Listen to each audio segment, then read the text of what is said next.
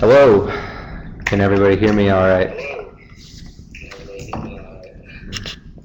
A little feedback. All right. If not, there's a chat box off to probably the bottom right of your screen. So throughout this presentation, if you have any questions or if there's an issue and you want to alert us about it, please let me know. I'll introduce myself. I'm Michael Combs with the Economic Alliance Greater Baltimore. I'm the Research and Market Analyst here, and I'm here with Patrick Dougherty, who is our Research and Business Development Associate. Today we're going to talk about our quarterly regional economic update for the winter quarter. Patrick's going to give a presentation about that, and like I said, we're going to welcome questions throughout. And afterwards, I will give a presentation about the state of the biohealth industry, which is an exciting new and emerging industry in Greater Baltimore and nationally. So at this point, I'll hand it off to Patrick. Just to remind everyone, if you have questions throughout, please just type them in the chat box and we'll either address them at that time or at the end of the presentation. And if I can address it while Patrick's speaking, I'll certainly answer the question in the chat box for you. So with that, here's Patrick. Hi everybody, it's Patrick Dougherty with the Economic Alliance of Greater Baltimore. Our quarterly economic update is an attempt to take stock and kind of track Greater Baltimore's place among the 25 largest U.S. metros. We do that with headlines, rankings, and some various statistical measures throughout the year. So with that, let's go ahead and get started. First, we've got the population and population growth in the Greater Baltimore metro. And as you can see, Baltimore is one of the smaller in the top 25 largest. It's still a pretty big metro, almost 3 million people, all of whom we hope will be watching the Ravens this weekend. But it's a slow-growing metro, as are most of the legacy East Coast, Northeast metros. They're older, they're established, and a lot of times people just aren't flocking to them because they already have been kind of built up, whereas the southern and western metros see a large influx of people. So with that, we're going to move on to the education attainment. And besides being a fantastic metro and one of the smaller metros, we're a very educated metro area. Washington, D.C. has the highest percentage of people with a bachelor's degree or higher, and Baltimore is not far behind with 8. So this Washington-Baltimore region is incredibly well educated. And you can see the same thing with the graduate and professional degrees with Washington, D.C. still being #1 in the country, and Baltimore, again, not being far behind at #4. And that bodes well for our future, with education being so important in the coming changes in the economy. So the unemployment rate, as you can see, increased a little bit last year from November 2011 to November 2012. And that could be for a couple of reasons. The first one that's often cited when things are going well and the unemployment rate rises, and that's discouraged workers starting to look for work again. And once people have removed themselves from that discouraged workers population and are starting to search for work, they officially become categorized as unemployed and start getting counted in that metric. So while it might not look very good, that's a sign of a healthy economy. But at the same time, there was a lot of uncertainty around contracting and the federal government due to fiscal cliff and sequestration threats, and it made a lot of companies want to hire or at least wait out the federal government and see what was going to happen before they made any moves. And with the time series data on the right-hand side, you can see that Greater Baltimore has historically been a solid percentage point or two below the U.S. average unemployment rate. And a lot of that's because of the strong federal government presence that we've been able to count on for a lot of jobs in the past. The employment growth in the region has not been great, as you can see. From the past year, Baltimore's been the slowest growing metro in terms of employment. But like I said before, that's probably due to the fiscal cliff and sequestration possibilities that force people to kind of wait and not show their hands just yet. And you can see that Washington, D.C. up there at #15, of course, a very strong metro, probably was feeling a little bit of the same effects, a little bit of the same squeeze that Baltimore was, and that's why both of them are on that list right there. But in a more optimistic view, if you look back at the past decade, Baltimore is in the top 10 for employment growth, and a lot of that has to do with what we're going to be talking about next, the employment growth by sector. And the information technology and healthcare services industries that are so important to this region have really driven the growth in the past decade. And those are industries that are high wage, and they're growing across the country, and they're increasingly important to the new economy and the knowledge economy. So it's great to see those growing not only in the past decade on the right-hand side, but within the past year on the left-hand side. And just to underscore again the difficulty that the region had with sequestration and fiscal cliff dangers, the federal government grew at 0%, so it didn't grow, as you can see on the left-hand side. And the industry concentration, again, the importance of the federal government there on the left-hand side, you can see that the most concentrated employment industry in greater Baltimore is the federal government. And so that really demonstrates the importance to the region. But at the same time, healthcare is up there as a highly concentrated industry, which Mike will be talking about shortly. And the professional, scientific, and technical services, a very concentrated industry, both of which are great for the health of our economy and projections moving forward. So we want to put a little bit of a spotlight on professional, scientific, and technical services, because PST industries can indicate a growing and healthy economy. And as you can see, I think the titles of these charts are actually backwards. So on the left is the past year's growth, and on the right is the past decade's growth. As you can see, Baltimore has been in the top 10 for the growth in the decade of PST industries, and number 2 for the last year. And interesting to note, on the right-hand side there is most of the top metro areas that grew with PST employment are the newer western and southern metro areas.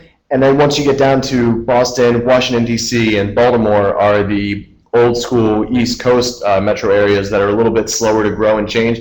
But that really bodes well for Baltimore's ability to adapt to a changing economy here.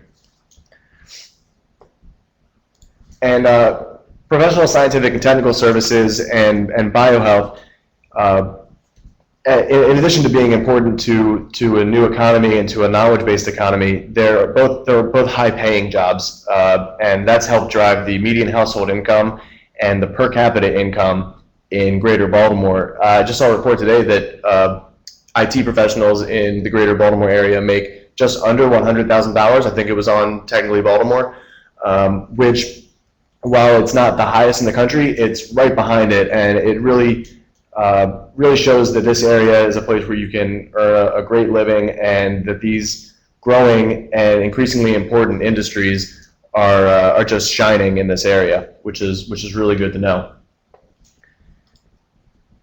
The foreclosure rate is not as rosy as I guess we had hoped, with a almost 2 percentage point jump in percent of homes that are being foreclosed on from 2011 to 2012.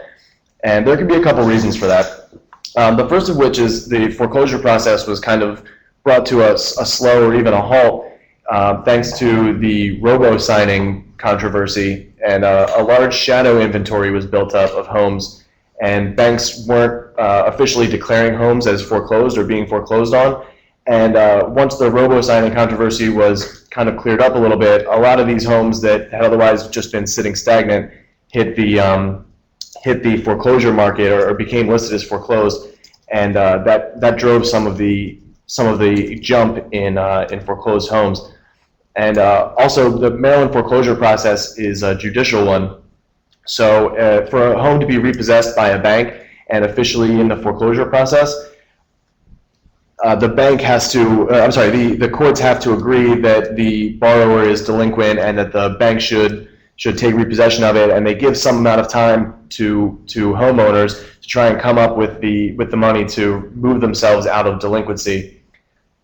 And that's just a longer process, and it allows homes to build up in foreclosure, and that contributes to the higher number of homes being foreclosed on, and especially with a large inventory of homes hitting the foreclosure market all at the same time, that backup has probably contributed to an increased percentage of homes in foreclosure. And then finally, again, the difficulties with the federal government, maybe with some scaling back or even with the closing of some contractors that have to do with the federal government. Some people may have lost their jobs in the Maryland and DC region, and that loss of work had probably had an impact on the foreclosure rate. And that's why you can see a slight bump in Washington as well as a slightly larger bump in Baltimore on the right-hand side on that chart. But at the same time, we've had an increasingly healthy home buying market, as had the rest of the country. Home prices are on the rebound nationally, and particularly here in Baltimore. Still one of the top 10 metros for median home price. And as home prices rebound, the housing market takes more and more of a percentage of GDP and becomes a healthier and healthier market. And while we're not to pre-recession levels yet, we're slowly climbing back to that place, and that's important to note. The venture capital here in 2012 was down a little bit, but it's important to note that right-hand column is only 3/4 of a year, whereas the rest of the columns are full 4-year periods. So it might not be worth putting too much stock in comparing one column to another. And it's also important to remember that there's a delay in reporting venture capital, so the right-hand column might have a little bit of incomplete data. So as we go back and look at this in future quarters, we'll probably be seeing a bump in those numbers.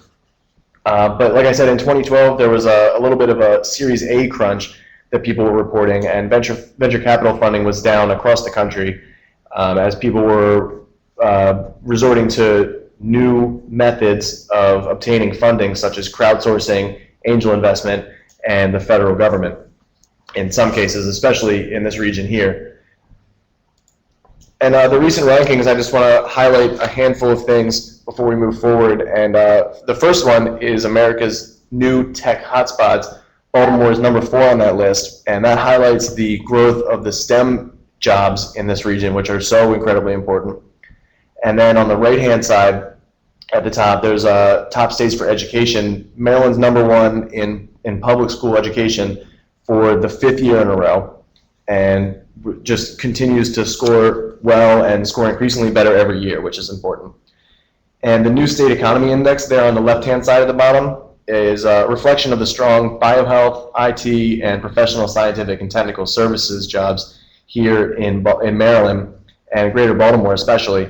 And that new economy index indicates that Maryland and greater Baltimore are well positioned for growth and prosperity in the coming decade.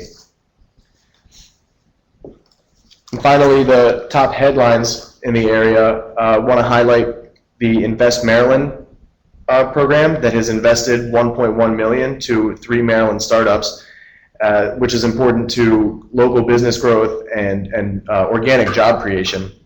And there at the bottom, the 3 Baltimore area firms received 4th quarter VC funding.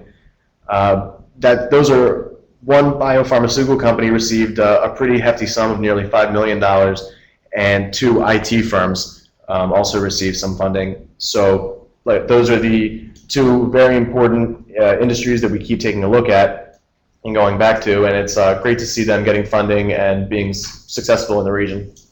And so with that, I will hand it over to Mike to talk about our new BioHealth report.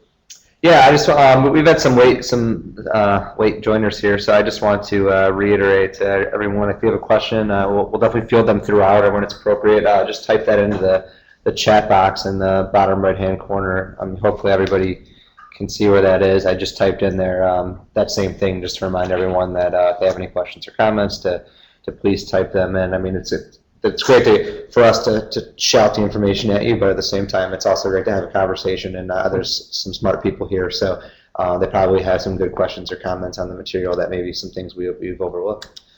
But having said that, wait 1 second. We got a question from Todd here, so I'll wait a second before we move forward.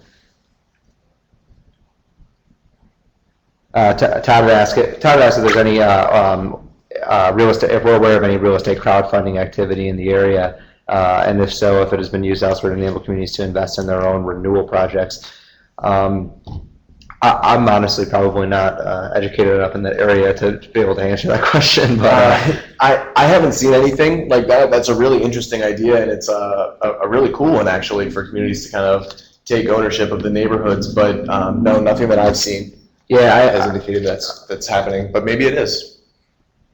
Yeah, that's a good question. We can certainly, if your email is registered at all, we can find any more information about that, Todd, or if anybody else that's attending wants to type in and answer the question. If they know, then please go ahead. But yeah, we can get back to you about that with some more thought. But there's not anything that I'm aware of in terms of crowdsource funding to help communities with their renewal projects. Having said that, we can get into the BioHealth in Greater Baltimore report, which was just released today on our website, and you can also actually download the full report on the further right-hand side, I believe. Again, I don't know what's showing up on everybody's screen, but hopefully you can. If not, it's on our website under the publication section for download. But this, we developed this report basically out of some different things that have been going on in the region. As some may know, the Economic Alliance of Greater Baltimore established a memorandum of understanding with BioHealth Innovation, which is a new organization out of Montgomery County, to really understand and take advantage of the different university and company and corporate assets that we have, and federal assets as well, in this sort of dynamic Baltimore-Washington region, especially between Montgomery County and Baltimore County. We'll get into a little bit about tearing down the wall in a lot of ways, but there's a perception that there's this economic wall between the Baltimore region and what's traditionally considered the DC region, but we'll get into why that's a little bit of a myth, and why we're working to sort of tear that down in some critical industries where we can take advantage of mutual assets. So getting into that, I'll define what BioHealth is. A lot of people probably haven't heard, maybe haven't heard the term. They've probably heard bio, which relates to biotechnology, biosciences. Everyone knows what healthcare is. But what is actually this new emerging industry, BioHealth? Well, it's really actually a cluster of industries, not really one industry into itself. It's the driving force behind the innovation economy, that being some of the things Patrick had talked about in the regional economic update, your technology sectors, your healthcare sectors, your bio sectors, and really some of the new developments in manufacturing that are coming out. Digging a little deeper with some of the types of industries that are, or products and services that come out of this biohealth industry, relate to areas like biotechnology and biopharma, medical devices and healthcare services, some of the things you traditionally think of, and health IT and mobile electronic medical records, and health cybersecurity. Those are some of the new industries that we don't normally associate with either bio or health, but really are becoming critical moving forward to both of those sectors independently and interrelatedly. Just to give a little bit of some key facts about what's going on in this sector and why it's important, especially some of these new emerging sectors. There are already more than 40,000 mobile health apps that contribute to a $718 million global industry. And that includes the bottom bullet there, those health IT, mobile electronic medical records, etc. There's an expectation over the coming year that people downloading at least one health app will be up to 247 million. So 247 million people in the next year will have a health app on their mobile device, either whether that be your iPhone, your iPad, your Android device, etc. In 2009, President Obama signed the Health IT Act, the HITECH Act, which created the $27 billion stimulus package to accelerate healthcare information technology in the United States. So it's become a federal priority as well. And lastly, just to talk about that health cybersecurity bullet point, that's becoming a growing concern. A lot of us probably know in this region about cybersecurity because we've sort of been down the Capitol cybersecurity in the Baltimore area. That having a lot to do with the federal government, that having a lot to do with financial activities, protecting those assets and so forth. But what a lot of people don't understand and really we haven't developed fully yet is how cybersecurity affects healthcare, health medical records, et cetera. There was actually the technical director of Johns Hopkins Institute, Avi Rubin, recently said, "I have never seen an industry with more gaping security holes," when speaking about the healthcare sector. He said, "If our financial industry regarded security the way the healthcare sector does, I would stuff my cash in a mattress under my bed." So I think that's pretty telling about the fact that we really have a long way to go in terms of protecting the security of our healthcare industry, and what better place to do it than Greater Baltimore. So moving forward, we wanted to look at what some of the national trends were in biohealth and some of the subsectors, those being bioscience, research and testing, and so forth. And what we found is that from 2001 to 2010, the bioscience industry grew 6.4% and added 96,000 jobs. While that's not an astounding number, it's worth a reminder that this is during a period in which the private sector actually declined by 2.9% during the recession. So whereas other industries in the United States private industries in particular, were seeing a lot of job loss, the bioscience industry was seeing some pretty substantial growth. And to compound with that, the research, testing, and medical labs, some of the more traditional health-related industries grew by 24%, which actually is an astounding number, adding 87,000 jobs to the economy. So really, in a lot of ways, you can say that these industries have defied the recession, and in a time where many industries were declining, we were seeing these industries grow quite significantly. And compounded with that, these industries are some of the most high, or some of the higher rate industries. Patrick had talked about earlier how IT in Baltimore attracts a lot of high wage jobs, and that people in that industry are making a very comfortable wage. Well, you can say the same about biosciences and the other components of biohealth. A study found that a Battelle study found that those who work in bioscience are on average make $82,000 compared to $36,000 to other private sector industries. And what I found was an astounding fact out of the Battelle BIO study was that one bioscience jobs equals 3.2 total jobs. So there's a multiplier, a direct, indirect, and induced multiplier applied to every bioscience job we get. So as we move forward in the Baltimore region, with all this continued talk about sequestration, the debt ceiling, previously the fiscal cliff, and possibly the federal government tightening its belt, and a lot of our industries that rely so heavily on federal government, not just funding, but contracts and jobs, a transition into a bioscience-driven economy or biohealth-driven economy around IT, bio, and health will really do a lot to alleviate some of that possible stress if some of these possible talks occur. So moving on, I wanted to look at some of the things that we probably already know or was already available to us when doing this study, and sort of what made us want to dig deeper. And a lot of this information comes from the Department of Business and Economic Development in Maryland and the Maryland Biotechnology Center. So thank you for letting us take your information. But the Baltimore region employs over 300,000 healthcare and life science employees in 13,000 plus companies. That's a pretty astounding number, but that includes a lot of your traditional hospitals, medical care facilities, but also your life science and your agricultural life science type companies as well. As we'll talk about later, as we found, Baltimore is one of the most concentrated markets in the United States. On its own, it's one of the most concentrated markets in the United States, not even as part of this larger Baltimore-Washington corridor. But looking at some of the facts about Maryland, Maryland has 500 core bioscience companies that make up 8% of the total U.S. Bioscience industry. That's the second per capita for any state in the United States, so that's a pretty impressive number. Even more so, Maryland's made a huge investment in the bio infrastructure. A lot of these programs people are aware of, but there's $700+ million investment in infrastructure and programs. Those are your technology parks, some of the other different infrastructure things that some of the companies and entrepreneurs have taken advantage of. The industry creates over $5 billion in revenue and employs more than 30,000 people just in Maryland.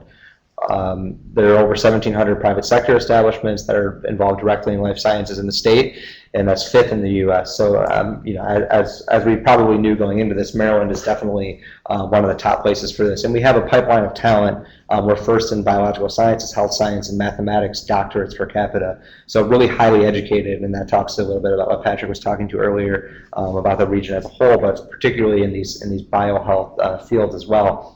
And BioMaryland 2020 is calling for an additional $1.3 billion in the next 10 years that will be invested in the biohealth economy. So we're really making a serious investment in this state and in this region to make an investment in the biohealth industry. So I talked about how Baltimore is part of this larger geography. There's the Baltimore MSA, but there's also DC. And as we know, there's a lot of movement between these two regions. We're really part of a bigger mega region. And as you can see on this map here, these are just the traditional definitions of what's Baltimore, what's DC. But as you can see, it's really more complicated than that. It's not like they are silos unto themselves. Many people commute back and forth across both of these areas very frequently. 118,000 commuters come from DC to Baltimore daily, the DC Metro to the Baltimore Metro daily. 190,000 go from Baltimore Metro to DC Metro daily. That adds up to over 300,000 daily commuters between the two regions. A pretty astounding number, and really shows that when you're talking about an employment base, when you're talking about a base of assets, we're really combined in a lot of ways. And a lot of that has to do with some of our key transportation in the region. Everyone's pretty much aware of this. The different freeways that we have that allow us to connect back and forth. The MARC train that makes it really easy and affordable to go back and forth. But we've really built the infrastructure around the Baltimore DC area to be capable of allowing these commuters to go back and forth for work, but also to connect with key agencies and so forth. And it's really made this region. It's really added to the dynamic aspect of this region that allows a lot of companies to be successful.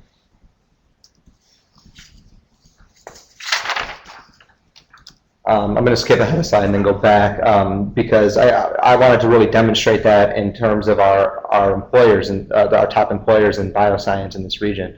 As you can see here, you can pretty much draw lines back and forth on the two tables here that show the top employers in Greater Baltimore, Central Maryland, with the top employers that are in Greater Washington.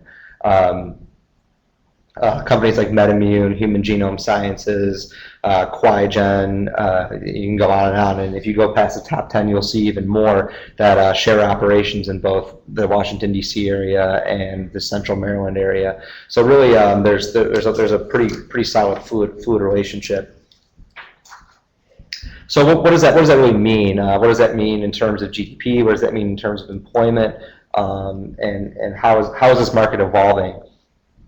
Well, we've seen really to put it quite frankly, we've just seen substantial growth in biohealth in the U.S., but also it's been exaggerated in Greater Baltimore. As the chart and bullets show, GDP in biohealth sectors grew 33% in the 5-year period from 2005 to 2009. That was the most recent available data. But that compares to a 20.9% growth in the U.S. and really only a 10.5% growth in total private industry in the U.S. So really, while private industries grew 10 to 13%, depending on if you're looking at U.S. or Baltimore, bio just really blew that out of the water. There was almost 3 times as much bio growth in GDP in that same period. And employment isn't much different. Employment in biohealth sectors grew by nearly 30% from 2002 to 2010 in Baltimore, compared to 14.4 in the U.S. So this industry is growing nationally at a pretty astounding rate. But when you really just isolate Baltimore, it's even more astounding, the fact that Baltimore is really booming in biohealth industries. And we define biohealth industries as I'll show you in an upcoming slide. But again, talking about some of the things we know about this market, we have some of the top key agencies. We're in the federal government's backyard, as everybody knows, And we have some of the key agencies that really allow companies to be successful here. And it's why a lot of companies have a lot of interest in this region. With the FDA being so close, the National Institutes of Health, which invests over $3 billion annually in biohealth research, some of the higher education institutions, great hospitals, the National Cancer Institute, I can go on and on and on, as you can see by the lots of bubbles. That doesn't even include everything on that map. We're really part of a region that has an array of agencies and assets to us. Some of the top firms in the world are located in this region between Baltimore and Washington. Again, I can go on and on about those companies, but it's worth noting that pretty much every major bio-farm health company in the United States has a headquarters or a presence in this dynamic region. And we've invested quite a bit in some fantastic facilities. We have the University of Maryland Biopark, the Science and Technology Park at Johns Hopkins, and BW Tech at UMBC, which totals over 3 million square feet of laboratory and office space on over 80 acres. So there's the capacity here to allow up-and-coming companies, not just your big major firms, to really have a presence here and grow in this region.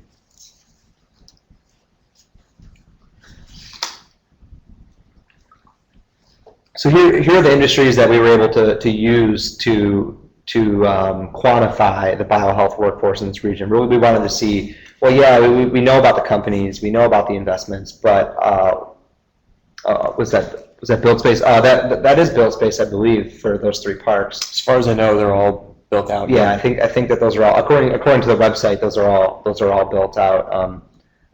We can obviously confirm that by looking more deeply for you, but Steve. But yeah, I think that those were finished.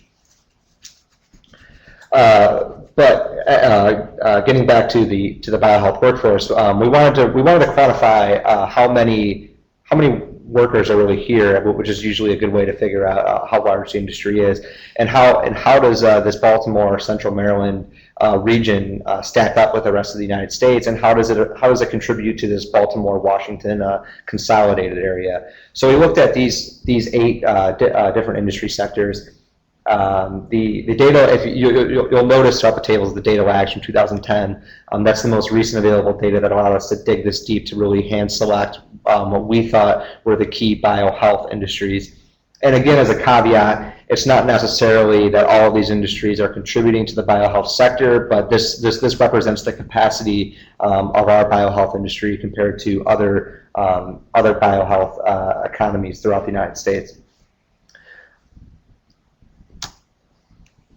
So as this chart here shows, the greater Baltimore / Central Maryland region accounts for more than half of the employment in biohealth in the Baltimore, Washington area, which is pretty astounding. And those are the counties that are in Maryland, minus the southern Maryland counties that are really almost exclusively part of the DC metropolitan area. But of those regions, how does it compare to the rest of the United States? Again, we sort of anecdotally think of ourselves as one of the bio centers and one of the biohealth centers of the world, but does that reflect in the numbers? And what we found is that it does. Looking at in 2010 at our industry concentration, put on their own, Baltimore and DC or the Baltimore Central Maryland region are in the top 5 for concentration, really only behind New York and Boston, which are also generally thought of as your bio capitals in the United States, or your key bio regions. In terms of size, Baltimore doesn't make the top 10, probably having a lot to do with the fact that it's just not that large of a market in general, as Patrick talks about in the quarterly economic update. But if you include the Central Maryland region, we do crack the top 10 with over 250,000 biohealth employees in this region. Adding in DC's 350,000, we're really up there with the top markets like Boston, Chicago, LA, and New York. LA actually just has a lot of employees, mainly due to its size. When you include hospitals and healthcare facilities and so forth, a large city like Los Angeles is just going to by nature have a lot of employees in that field. And we're really looking again, why is that? Why do companies want to locate here? Why are employees attracted to the companies in this region? outside of obviously those fantastic assets that we alluded to earlier? Well, we have a very educated workforce here in general, and we'll get into the specifics in the next page.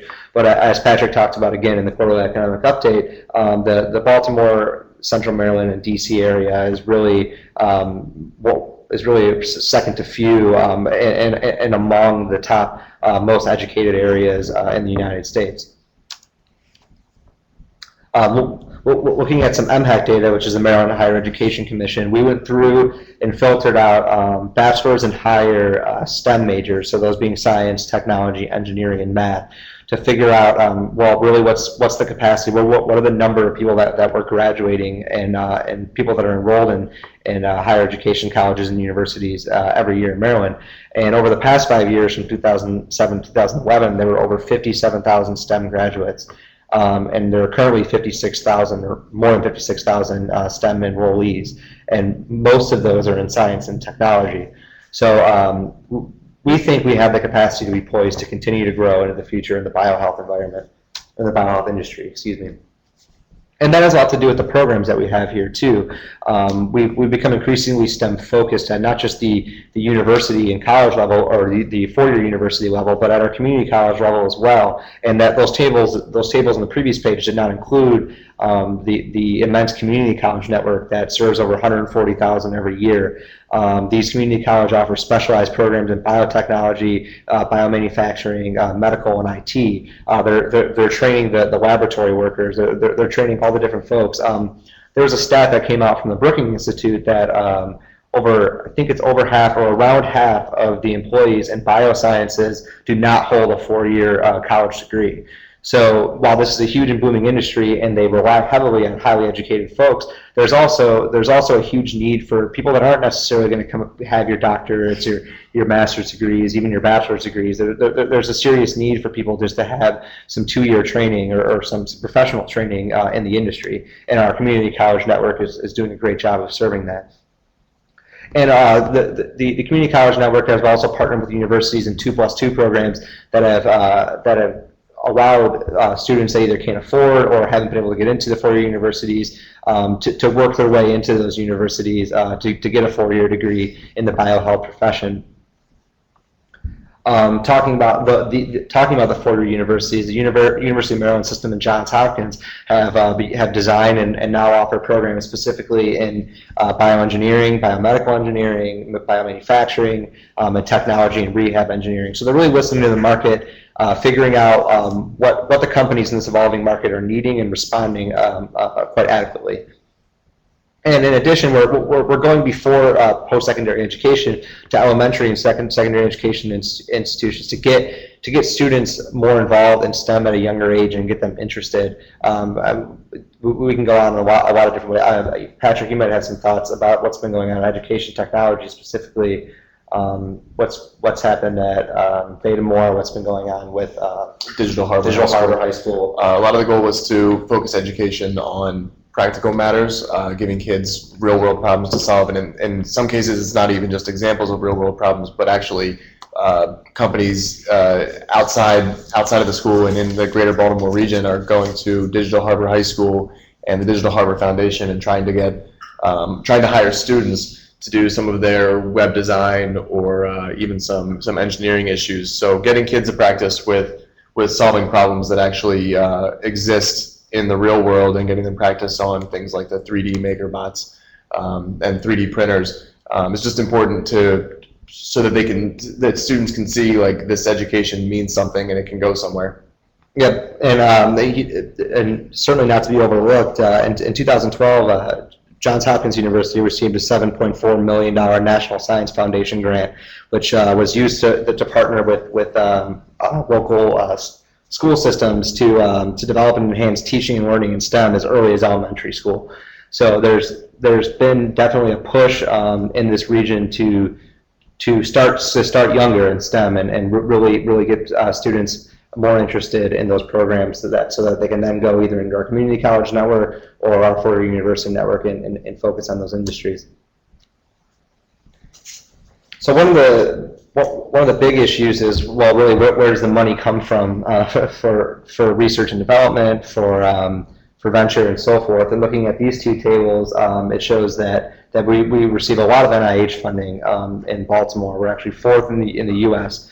in terms of NIH awards by city, with over $800 million invested or awarded by NIH to Baltimore area institutions and companies doing medical and bio research.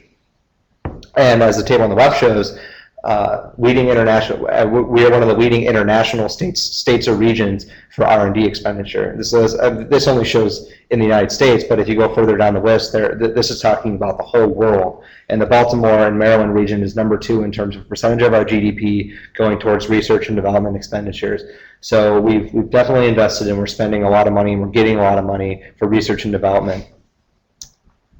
However, looking at venture capital, we're certainly seeing a lack of money coming into this region in terms of really venture investment in the Baltimore-Washington region. When we compare with the other top biohealth metros here, this is 5th out of 5. I should explain. We only looked at the top 5 biohealth metros from the previous table earlier, which was our company with San Francisco, Boston, New York, and Philadelphia. Baltimore, Washington has to be one. That's just how the data comes. But anyway, we looked at how venture capital is investing in biotechnology, healthcare services, and medical devices in this region. And really, over the past 5 years, we've fallen behind or not necessarily fallen, but we've been behind the top metros in terms of attracting venture capital investment.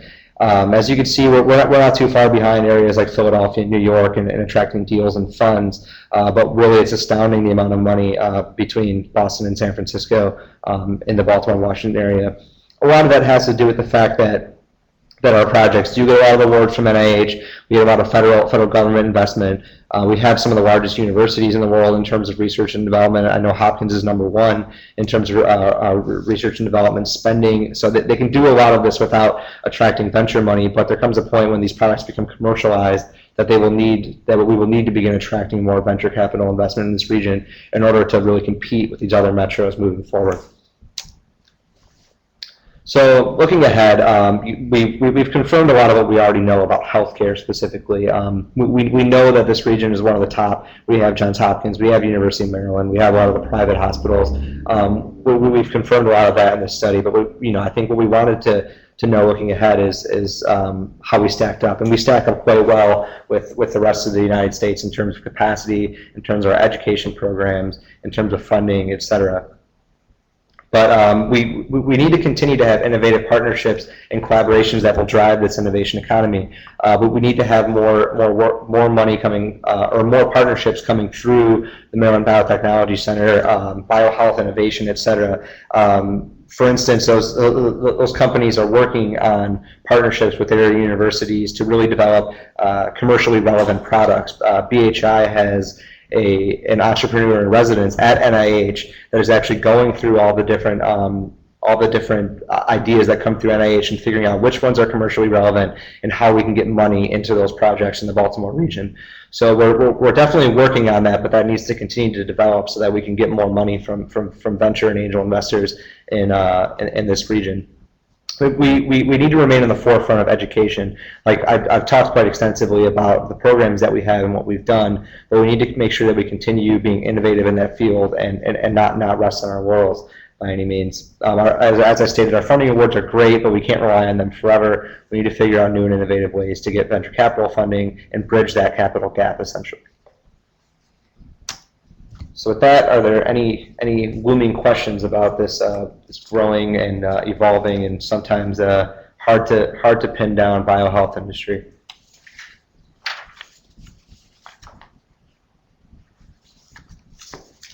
Or the quarterly region update, or anything specifically that we've brought up over the past 45 minutes. I know I talked quite a bit about a lot of different things, so.